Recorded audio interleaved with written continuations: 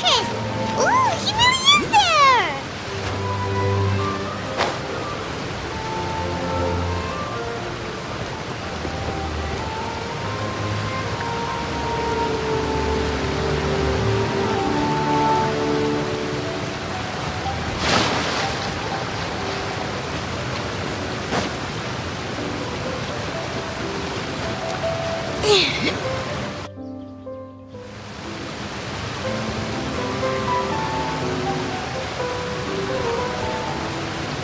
You really are here, Neverland.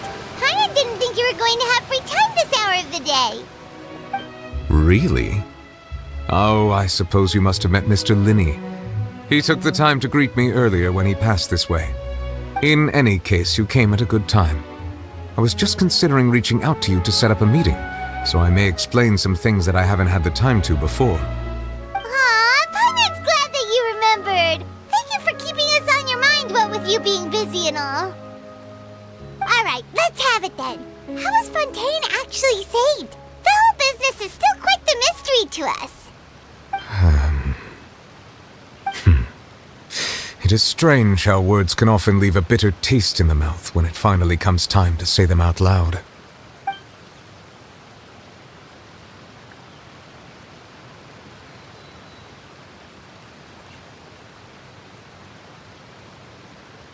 Whoa. So that's what happened?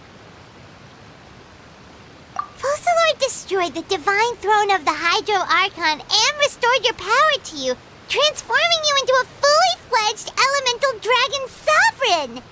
But Paimon still doesn't quite get what you did to save the Fontainians from dissolving. For me, the authority of the ancient dragons refers to absolute control over the hydro element. Fontainians were incomplete humans born of Egeria's use of the power of the primordial sea, with constitutions similar to that of mimics. But so long as those primordial energies remain within them, I could use the ancient dragon's authority to grant them true blood, after the fashion in which life was first brought into being on this planet. In other words, when I gave my verdict, Fontainians became true humans, and thus would naturally no longer be dissolved by water from the primordial sea. Focalor must have counted on you to make that decision as well. Your verdict was the key to making the prophecy appear to have come true while saving everyone. Yeah, and in a manner of speaking, Focalor finally managed to fulfill the original Hydro Archon's wish to turn Oceanids into real people too! It seems from your expressions that you still have more things you wish to ask. Ask away. I will tell you the truth as I know it. I have investigated his case along many avenues, and I have learned that he once fell into an unknown chasm when he was young. There, by chance, he awakened the all-devouring narwhal. But whether it be by sentiment or reason, that should not have been enough to consider him the root cause of the disaster. At most, he would have had tangential liability. As for the judgment passed by the Oratrice during the trial, whether it was due to that liability by association, or Focalor deliberately using him to buy time for us on the assumption that he would be able to hold the creature off, I cannot say. Guess Focalor had Fontainians in mind the whole time. In the end, it was thanks to her that they finally became real humans. Hang on a second. Paimon suddenly got another question. Back when Fontainians hadn't yet become real humans, were the children they had also transformed Oceanids? Life has always flowed like water. Do you recall how Fontainians would often come to the Fountain of Lucine to pray for children? Yeah! Lynette said the fountain is where all the waters in Fontaine converge. In truth, even those couples did not know that such prayers were no mere custom, but instead a form of ritual. Those Oceanids who were blessed within the spring water would later descend as new humans in the coming months. Paimon sorta gets it now. Either way, seems like this ritual won't be of any further use, but it'll probably live on as a local custom. Ask away. I will tell you the truth as I know it. Yeah, about that. Risley said Farina has already left. What's that all about? Ah, Lady Farina. The people are only aware that her death sentence has not been carried out. She abdicated the post of Hydro Archon and left affairs related to that title to me, before leaving the Opera House. I related Focalor's words to her faithfully and completely. After hearing them, she seemed neither saddened nor comforted. She simply said that she was tired and needed to rest. Having said that, she then packed her things and moved out of the Opera House, not unlike how an ordinary person might. But she's still got a place to stay, right? You need not worry. I will make arrangements to ensure that she will not want for food, clothing, board, or travel. In truth, I am somewhat happy for her. The wear and tear on her spirit will, of course, take time to heal. But now that she no longer has to play the role of Focalor the Hydro Archon, she can finally lay down her burdens and lead a normal life. What about you then? What are your plans now that you've regained your full powers as the Hydro Dragon? After Focalor passed on, the Oratrice also ceased to function. This matter will directly affect our trials. After much careful consideration, I've decided to take over its role in our courts. From now on, I shall hear cases and pass verdicts by myself. Looks like you're still considering stuff from the perspective of the Udex, huh? As an elemental dragon, there are indeed many things that I must do. But this power and this duty, in a manner of speaking, you could say that both were granted to me. As such, before I attend to my other responsibilities, I must first and foremost continue to serve Fontaine as its highest judge. The duty of the Hydro Sovereign and the duty of the Udex shall coexist within my person. Additionally, the Hydro Archon's departure has brought about another problem, which is that the Opera House shall no longer produce indemnitium. That's true. That power was derived from the people's faith in the Hydro Archon, wasn't it? Wait, but the various mechs and machines in the city are all still okay. Where are they getting their energy from? As I am now, I have full command over New Musia, and it can serve as a complete substitute. Another reason why I cannot quite leave Fontaine immediately. Wow. This ancient dragon's authority stuff is really quite useful, huh? Ask away. I will tell you the truth as I know it. Oh, that's right! They say you've given it to the knave as a diplomatic gift or something! Leaving aside their intentionality, the two Fatui Harbingers have indeed done much for us during this crisis. Their sole remaining goal in Fontaine, at least at this point, would seem to be the Gnosis. The Oratrice has ceased to function. The Hydro Archon's divine throne is now no more, and I do not need the Gnosis's power. As such, it has lost all meaning for Fontaine. If the Fatui have impure designs, then we might as well accede to their request now, and avoid unnecessary conflict. What complicated considerations! Paimon thought you were just giving it to them out of gratitude to the knave and as an apology to Child. Ask away. I will tell you the truth as I know it. You will soon be heading to Natlan, I presume? I'm afraid that I have little talent as a travel guide, so all I can do is tell you what I know about that land. As far as I'm aware, Natlan can be said to be a nation of dragons. A nation of dragons? You mean like you? No, I suspect that I would not find myself welcome there.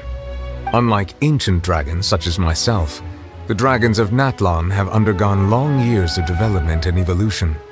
Large numbers of them have entered a form of coexistence with humanity. Natlan is also the nation of war. War ravages those lands like an undying flame. There is one other piece of information I got incidentally from my negotiations with the knave that I believe may be useful to you. The Harbinger known as the Captain has thrown his hat into the endless ring of war. The Captain. Sounds like a real tough customer. Seriously, everywhere you look, there's a Fatui Harbinger doing their thing. I suggest that you fully prepare yourself before going to Natlan. In the meantime, Fontaine's doors will always be open to you. Ask away.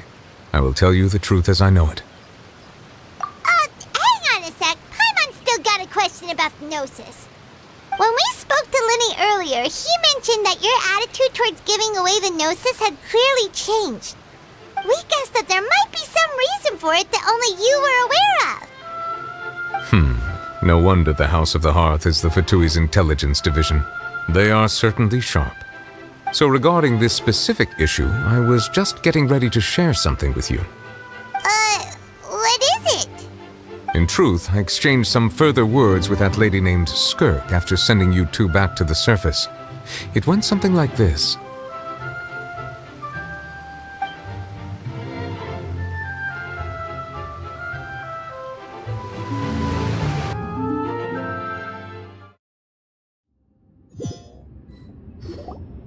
Well, we're going to head topside to see what's going on. You hurry over soon as well, all right, Nervalet?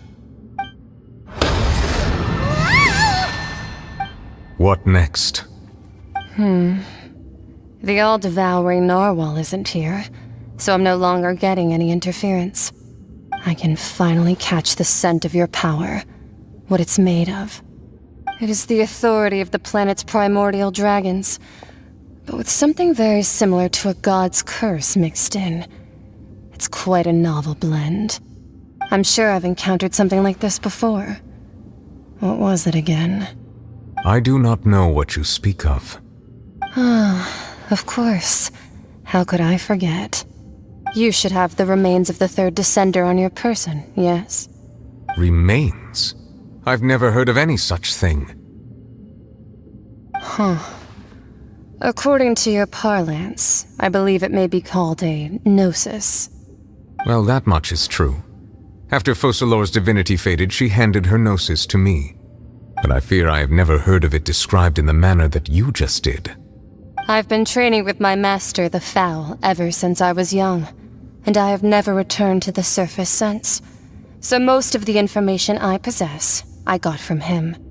It is only natural for those who are greater than humanity to possess a different sort of common sense, which is why there are so many problems in our attempts to communicate with humans. Regardless, you should probably get rid of objects of misfortune to prevent any disasters from befalling you. To live in itself is a blessing. But once a person dies, the bonds he once had with this world shall all turn to curses. What do you mean by that? No need to fret. These are just my personal thoughts, and my reason for no longer wishing to return to the surface. This third descender you refer to, who are they? And when did they die?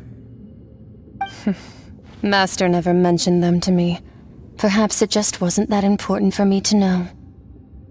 If you're interested, though, I could ask him. I'll be sure to pass the answer on to you next time.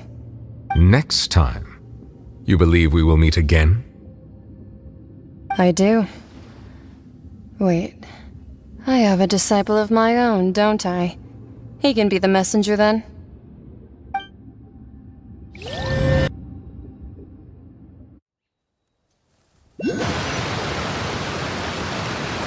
That's what she told me. Whether it would prove useful or not, I wanted to pass that information on to you. The remains of the third descender? So that's what the Gnosis actually are. Paimon just thought they looked like chess pieces. How could they be a person's remains? All the same, assuming that there was no misunderstanding or special metaphor at play, that is what she meant to say. And she said that it would bring misfortune and that you should check it, which is why you gave it to the Fatui. If she speaks the truth, then I would simply be putting Fontaine at unnecessary risk by keeping it here.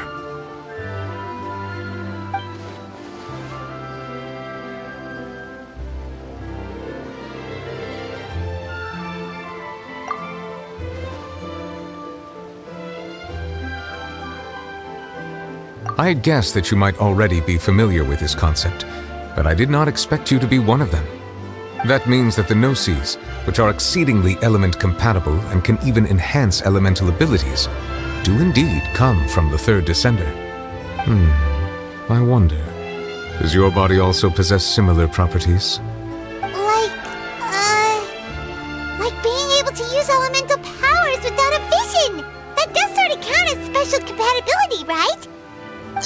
No, let's not think about this stuff right now. It just feels creepy. Comparing the Traveler to the dead third descender and all. That's what you say, but this topic still feels like bad luck. Once Child recovers, let's get some more answers out of him.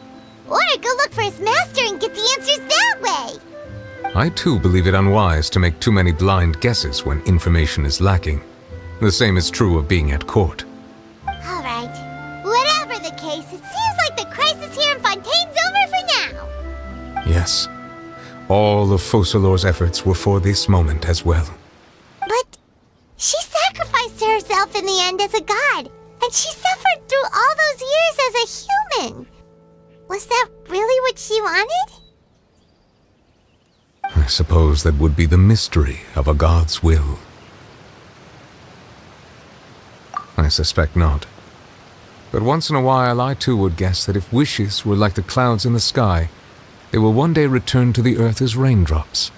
Life flows like water, and rain is the final answer. The water levels may sometimes tilt one way or another, but the rain falls fairly upon all. And what, ultimately, is the difference between the rains that fall upon all of us?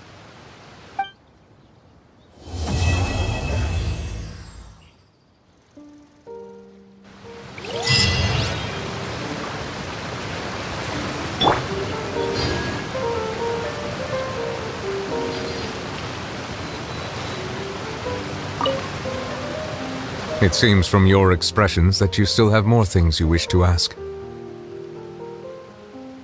Ask away. I will tell you the truth as I know it. I suggest that you fully prepare yourself before going to Natlan.